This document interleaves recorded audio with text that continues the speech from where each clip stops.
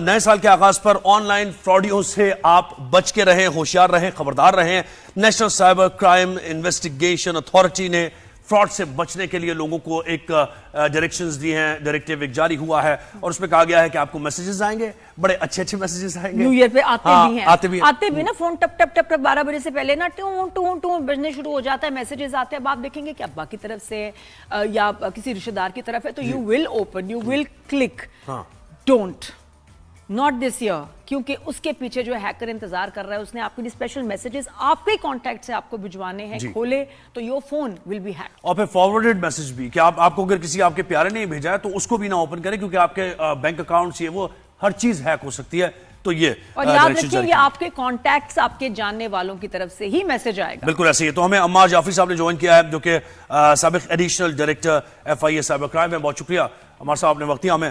سب مجھے کہے گا کہ ہمیشہ یہی ہوتا ہے کہ نئے سال کے آغاز پر اور مطلب کوئی ایسے ایونٹس ہوتے ہیں، اس پر ہیکرز ایکٹیو ہوتے ہیں۔ اس بار جو ڈائریکٹیو جاری ہوا ہے کیا ہے؟ مطلب یہ واٹس ایپ پہ میسیجز آتے ہیں، آپ نے اوپن کیا اور آپ کی ساری پرائیویسی ختم ہو گئی، اس قسم کا کچھ ہے خطرہ؟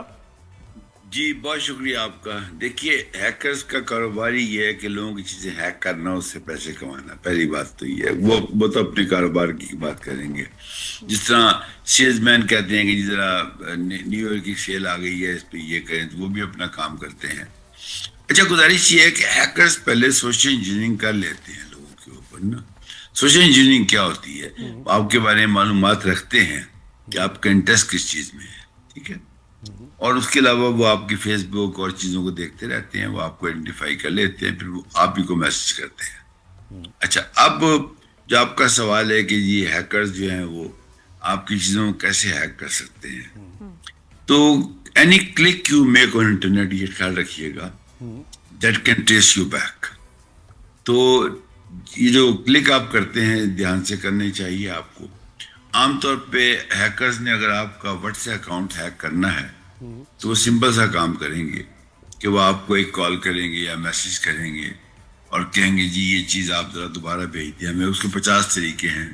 یہ کوریئر سروس کے بھی کال آ جاتی ہے، آپ نے کوئی کہ جی آپ کا پیکٹ آ گیا ہے، بس یہ نمبر ہمیں آپ کو بھیج رہے ہیں، ذرا ہمیں دوبارہ بھیج دیں۔ تو اس سے احتیاط کریں۔ اچھا اب چونکہ نیا سال ہے تو لوگ ایکسپیکٹ کرتے ہیں کہ اس کے اوپر اسکیمز آئیں گی، پلانز بھی آتے ہیں کہ جی get one by one get one, اس طرح کی چیزیں بے شمار آتی ہیں، تو ہم اس کو نیچرل لیتے ہیں۔ لیکن اس ماحول میں جب کہ ہیکرز بہت ایکٹیو ہوئے ہیں، انہوں نے سوشل انجینئرنگ کی ہوئی ہے آپ کے اوپر، آپ فرض کر لیں آپ کے واٹس ایپ کے 3000 فالوورز ہیں، اگر آپ کے 3000 اور 3000 کو میسج چلا جائے آپ کے واٹس ایپ سے کہ جی میں عمار جعفری بول رہا ہوں، میں ایک مشکل میں پھنس گیا ہوں، میں لاہور ریلوے اسٹیشن پہ کھڑا ہوں، تو کائنڈلی میرے جائز اکاؤنٹ کے اندر آپ 5000 روپے بھیج دیں، میں انشاءاللہ آ کے دے دوں گا۔ تو شاید اگر وہ 3000 لوگوں کو میسج آئے تو 100 لوگ ضرور بھیج دیں گے میرے سے کنفرم کیے بغیر۔ یہ نارمل ہوتا ہے نا۔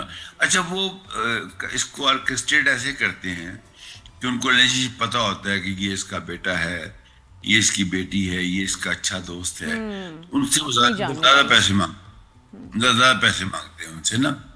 اچھا اس کے اوپر ایک جو لیٹسٹ ڈیولپمنٹ ہوئی ہے وہ یہ ہے کہ غالباً مجھے ابھی یہ کنفرم نہیں ہے کہ یہ ایگزیکیوشن اس کی ہو گئی ہے یا نہیں، لیکن اس کے اوپر ہم نے بھی ایک بہت بڑی کمپین چلائی تھی۔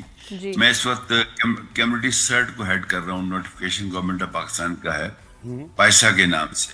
تو اس کے اندر میری ذمہ داری ہے کہ میں اویئرنیس کریٹ کروں ایسی چیزوں کے اوپر۔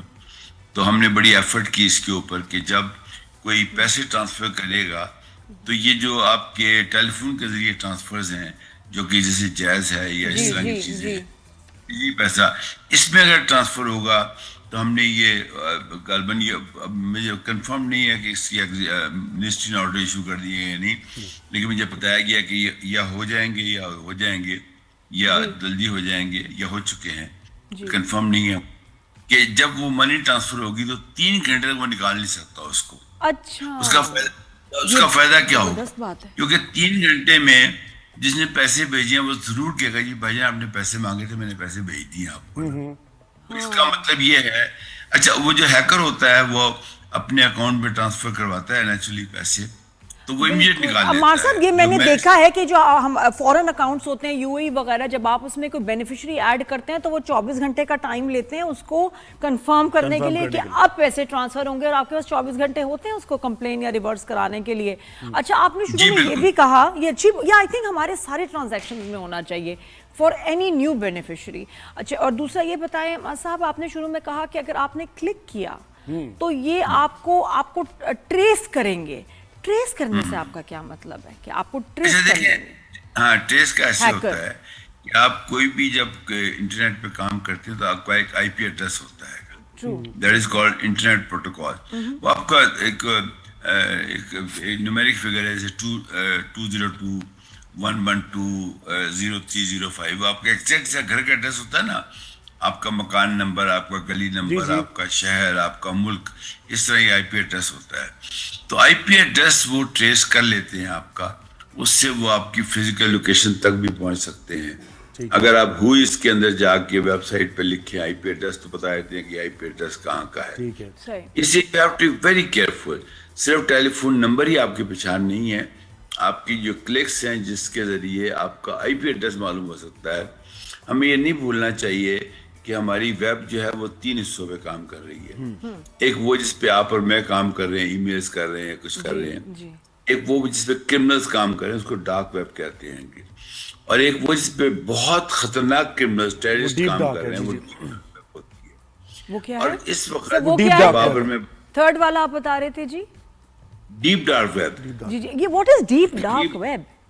जी, डीप डार्क वेब, इसके अंदर बड़े किस्म के जो टेररिस्ट टाइप लोग हैं या जो लोगों के बॉडी ऑर्गन्स दुनिया में फरोख्त कर रहे हैं, ये वो लोग उस पे काम करते हैं। असॉल्ट की वीडियोस, लाइव वीडियोस असॉल्ट की और ये पोर्नोग्राफिक और ये सब चीजें उसके अंदर होती हैं।